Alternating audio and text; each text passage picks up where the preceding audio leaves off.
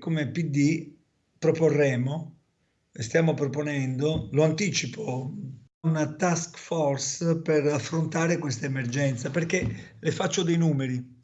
In Veneto mancano almeno 1500 medici negli ospedali, mancano almeno 500 medici nei distretti, nei dipartimenti di prevenzione e mancano circa 500 medici di famiglia, tanto che ormai l'8% dei veneti deve fare a meno dei medici di famiglia. Snocciola i dati di quella che definisce una vera e propria emergenza Andrea Martella, segretario veneto dei Dem, che allo stesso tempo annuncia un contropiano per la sanità a poche settimane dal documento in 7 punti presentato per l'autonomia del Veneto, che ha aperto un nuovo fronte politico. C'è un problema di medici, c'è un problema di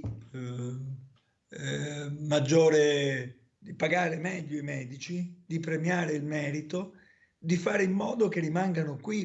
Per il PD una fuga dalle strutture pubbliche che va arginata, sullo sfondo le polemiche nate dopo le dimissioni del primario di pronto soccorso al San Bortolo di Vicenza, per i Dem un caso che non è isolato. Bisognerebbe vedere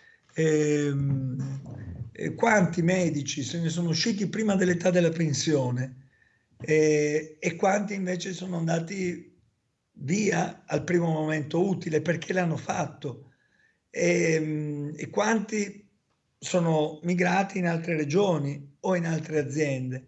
Quindi, insomma, il problema esiste.